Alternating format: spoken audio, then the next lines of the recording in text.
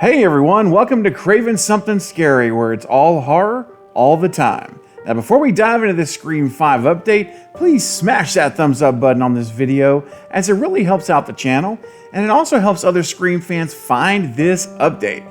And if you've not yet subscribed to the channel, what in the world is holding you back? This is the time. Click that subscribe button and the bell icon to ensure you'll be notified the moment I post all future Scream 5 and other horror movie content. Okay everyone, in this video I'm going to discuss how we now have what I believe is visual confirmation that there will be at least 2 Ghostface killers in Scream 5. Let's go!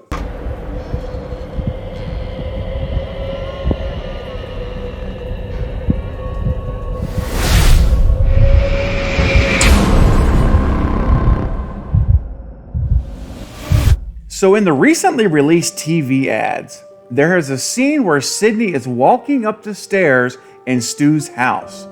We see that she's on the phone and she's most likely talking to Ghostface. In fact, when you see the scene, she is talking to him going up the stairs saying, you know, I've seen this movie.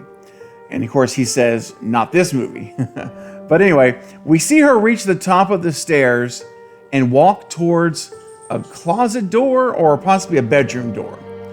Now she has her gun pulled and is obviously on the hunt for Ghostface in the house. He's hiding from her and she's going to look for him. Now here is where things get really interesting.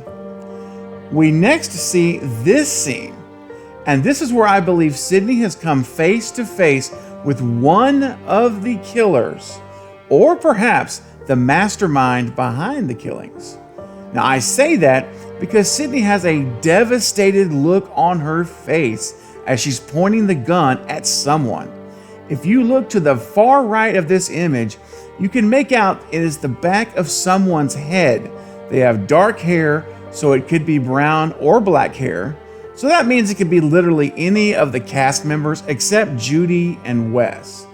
You could also exclude Liv if you wanted to, but you know, I don't really do that because even although she has that reddish tint highlights, this is higher up on her head. This would be higher up on the head. So this is not going down that far below the neckline. So I say Liv is still in play also to be at least considered as one of the candidates in this picture.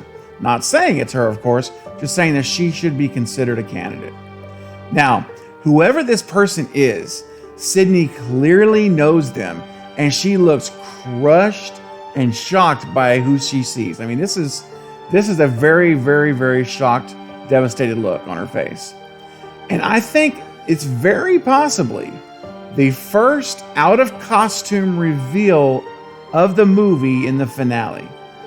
Now I could totally see that happening. We know that Scream is famous for having out of costume reveals at the end of the show, or the movies rather. You're going to see them out of their costumes, Billy and Stu and Mickey. I mean, this is a whole 9 yards, Jill.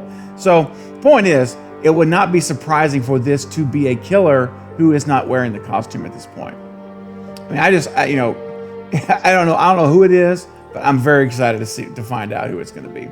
So that's not all though. There's more to dissect in this scene. Not only do we see Sidney pointing her gun at who looks to be the first unmasked Ghostface, is what I'm thinking. But who do we see coming out of the room to her left? That's right, another Ghostface killer. She quickly turns around and he or she is in, of course, full-blown attack mode. We see him or her there with a knife and full costume and boom, coming right out to get her. And I'm just so pumped to see what happens in this scene when it actually plays out in full. It's going to be so intense. Now, it is possible that we have visual confirmation in this scene image that there are at least 2 killers in Scream 5. I think it is very possible that we are seeing that right here in these shots. Now, of course, having 2 killers in a Scream movie is not a huge surprise, obviously. You're probably thinking, well, this is not really a big surprise. Well, no, you're right. It's not really about being a surprise. The reason I think it's worth talking about is because this image, I believe, we can now reasonably say that it is a visual indication that our suspicions of there being at least 2 killers is indeed correct, It's not going to be less than 2.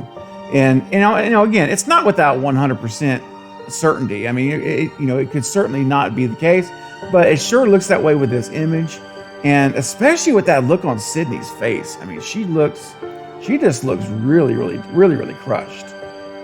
Now, there is one more possibility of what we're seeing here. And I want to add that if this second scenario is true, it still does not necessarily mean that this person is not one of the killers. Just want to put that out there. Okay, so another observation about this person I want to point out is their location. Notice how Sydney is standing much taller than them. So they are either sitting down or they're lying down against a wall. They are for sure not standing up. So the question then becomes, is this person dead on the floor and Sydney's finding them? Or has Sydney just shot them and they're now on the floor? Or is this person luring Sydney in so that the second killer can pop out of the room that we see and attack her? I mean, one very crafty way to get Sydney where they want her to be is if one of them is pretending to be hurt and sitting up on the floor. I mean, Sydney will naturally go to check on them, and then boom, the door opens and here's Ghostface in full-blown attack mode again. Now, I also believe that whoever this person is, they are either someone close to Sydney or it is someone from her past that has returned. For example, is this her husband? As I've speculated about before, who could possibly be the mastermind behind it all? Or, dare I even say, is it Gale or Dewey if he survives the hospital attack? Or is it someone who goes all the way back to the first Scream film? All the way back to the point of origin. There is one individual who I could see that being if Radio Silence chose to make it happen. Now, if you think you know who is on my mind right now, tell me in the comments below. If you've been a part of this channel for a while now, you already know who's on my mind. So I'll let you guys take a shot at it rather than me telling you now. I always had a thing for you, Sid! So, those are two possible explanations for this scene. I think it's showing us two killers, especially since Sydney has her gun pointed at this individual with that really devastated look. It just seems more likely that we are seeing the back of the head of one of the killers. But what do you think? I mean, are we indeed seeing the second killer here, or is this a victim of Ghostface who's already dead on the floor? Leave your theories and ideas in the comment section below right now, and let's begin a discussion about it. Well, that's it for this update, guys, but I'll be back soon with more Scream and other horror movie content. Don't forget to like and subscribe, and until next time, this is Craven Something Scary, where it's all horror all the time. Thanks for watching.